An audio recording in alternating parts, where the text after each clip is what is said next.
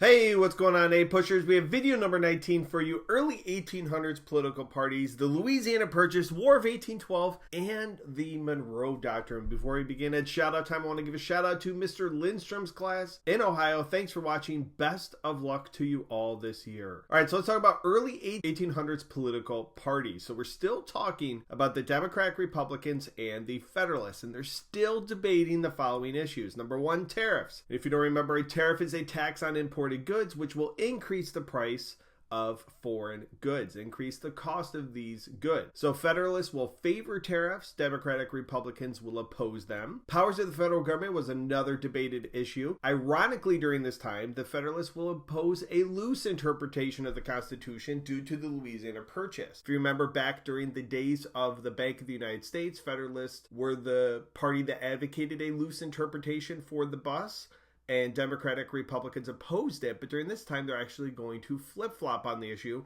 because of the Louisiana Purchase, which we'll talk about. And Democratic Republicans tended to favor states' rights, whereas the Federalists were still supportive of a stronger central government. Okay, jumping over to the Louisiana Purchase, 1803, very important year in U.S. history. Not only do we have the Louisiana Purchase, we have a very famous court case we'll talk about soon called Marbury versus Madison. So Thomas Jefferson, he wanted to purchase just the city of New Orleans from the French. Or if you're living in New Orleans, they call it Nolens. And Napoleon offered all of Louisiana for $15 million.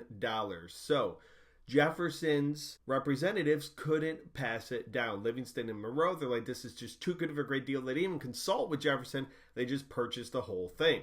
So this will double the size of the U.S. Over here in brown, this is what the U.S. was prior to the Louisiana Purchase, and then this area in white is what the Louisiana Purchase is. So this basically doubles the size of the United States for just the small sum of $15 million. And remember, they only wanted this tiny little city down here of New Orleans. And Jefferson will switch his interpretation from a strict interpretation of the Constitution to loose, because it doesn't say that the president can buy land from a foreign power.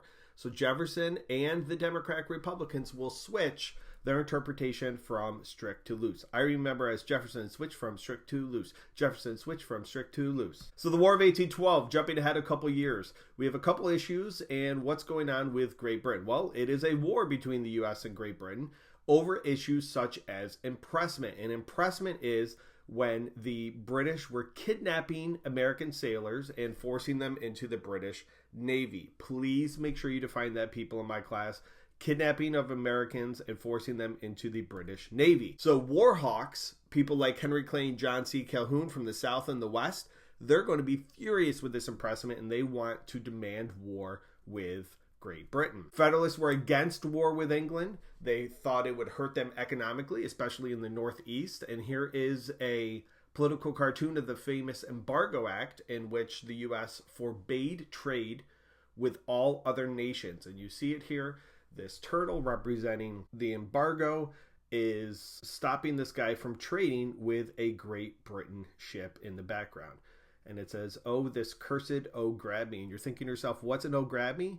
Read it backwards. Ah, you see it? There it is. Embargo. Yeah, there it is. And merchants were hurt by the Embargo Act in the Northeast, where most of the merchants were.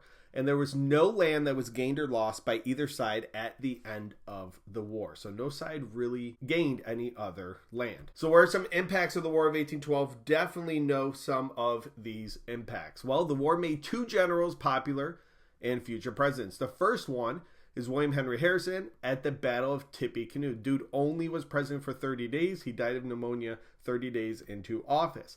Andrew Jackson, who we'll talk about in a future video, he becomes arguably one of the most popular people in America after the Battle of New Orleans, which ironically was fought after the war had already ended, but the information didn't reach the U.S. that the war was over, so he basically just destroyed the British in New Orleans. Now, towards the end of the war, we have the Hartford Convention. This was a group of New England Federalists that gathered at Hartford, and they wanted to propose amending the Constitution. They didn't like that there was an embargo and there was war with England. So they proposed a one term for the president because so many presidents were coming from Virginia, and they proposed 2/3 of Congress to approve embargoes and declare war. None of these ended up happening. What really gave the Hartford Convention a bad name was that some delegates urged secession, that they should break away and form their own country. And this really is the death knell of the Federalist Party, which makes them no longer relevant. Okay, the Monroe Doctrine, 1823 this is. So the U.S. sought to keep Europe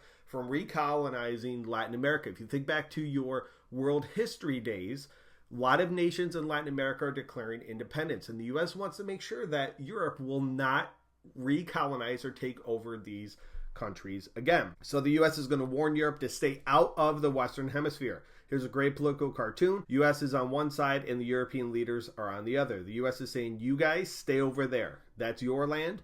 This is the Western Hemisphere. You are to stay out of it. In return, the U.S. would stay out of European affairs. You could argue that's a continuation of Washington's farewell address. And this is more symbolic in the short term, but is later used by Teddy Roosevelt in the early 1900s, which we'll get to in period 7. Okay, quick recap. Differences between early 1800s political parties, that's your Federalist and Democratic Republicans. What are some impacts of the Louisiana Purchase? Jefferson switched from strict to loose.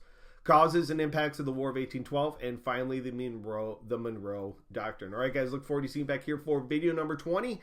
Thanks for watching. Best of luck, and have a good day.